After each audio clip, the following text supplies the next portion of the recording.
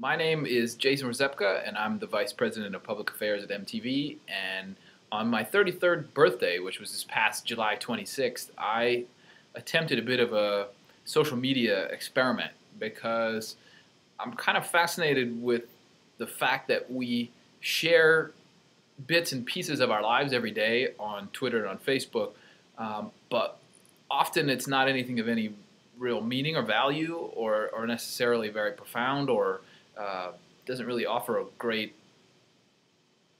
glimpse into what you're really about as a person. Oftentimes it's really trivial stuff. So to tweet that, I decided to tweet my life, basically my whole life, and the most formative moments from my life over the past 33 years. And I dubbed it an autotweetography. So I will now read to you my life story in 33 tweets. As preface to this social media experiment, I guess the dedication of my autotweetography, I tweeted, okay, here goes nothing. The autotweetography of me is dedicated to my dad, moms, Sammer, the greasy kid, and my loving wife, Anya. 0. Born the month of the bicentennial in a southwest Chicago burb. 0 is the cruelest number. My mom wouldn't live to see my first B-day. 1. A new mom begins selflessly raising and loving me as her own. Pops immediately establishes himself as the only constant in my life. 2. Not sure if this is typical, but I have vivid memories of being 2, namely seeing Lou Ferrigno on TV and being super freaked out. 3. I get a baby sister. She's actually my second half-sister, but I wouldn't know about the 2 or the half for at least 5 years. Love you, kiddo. 4. This would be 1980. I was born in 1976. I totally didn't vote for Reagan. 5. I'm riveted by Otis Redding, Grover Wash Jr., and Al Green, who weigh from Pop's turntable. Also weigh in Star Wars. There's a link to a photo of me dressed up as Darth Vader. 6. First day of first grade, past dude with Quiet Riot shirt on, sit next to kid with parachute pants. Become lifelong hip-hop fan, not Hesher. 7. I'm briefly the most popular kid on Pheasant Chase Drive when I win a brand new BMX dirt bike in a Showbiz Pizza Place raffle. 8. Change continues to be the only constant. Dad and Sandy divorce. Soon-to-be mom number 3 moves in. We leave Plainfield for Schaumburg. That's Illinois. 9. The apogee of my young life, and still top 3 moments all time. The Chicago Bears win Super Bowl 20, 46-10. And then there's a link to Ditka and Buddy Ryan being carried on the shoulders of the winning Chicago Bears football team. 10. Pops recognizes I'm way underachieving at school, not applying myself, pulls me out of Little League Baseball for neglecting studies. 11. I barely speak to Dad until fall of '87. The upshot of his decision? I logged 2 B's and the rest A's from 6th through 12th grade. Thanks, Pops. 12. The start of a long, dark, and awkward era. Uncle Terry dies of AIDS, I break out in volcanic acne, and we move to Green Bay, Wisconsin. 13. Public Enemy, Do the Right Thing, and the autobio of Malcolm X detonate my worldview, catalyze an early passion for social justice. 14. Riding my bike to Lambeau Field in full Bears regalia, I'm almost hit by a bottle of Bud thrown by a drunken, slovenly Packer fan. 15. This is really personal. Increasingly ostracized by GB, that's Green Bay, by GB's regressive and racist culture, I really push my wiggerness. Big cross-color pants, con-eye hoodies. 16.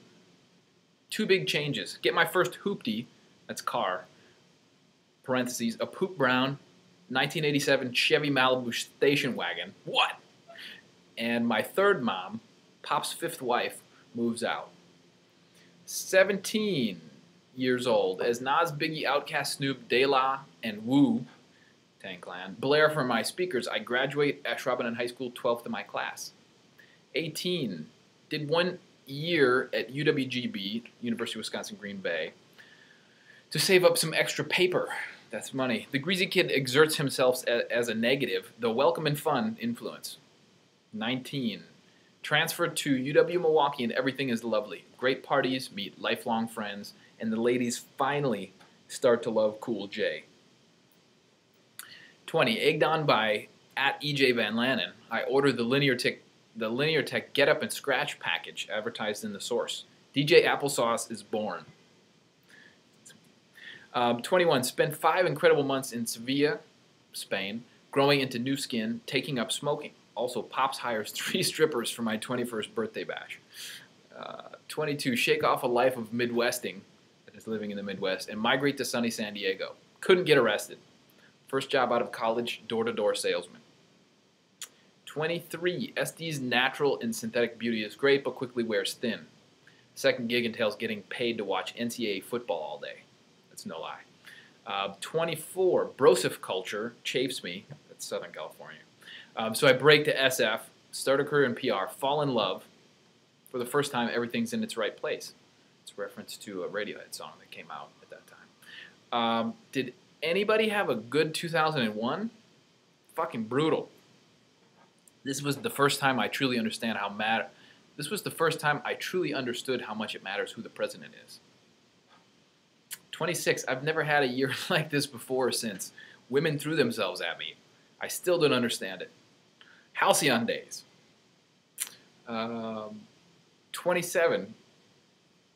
NY, New York siren song lures me 3,000 miles east with no job and just 2 months rent saved to a cockroach studio in Flatiron.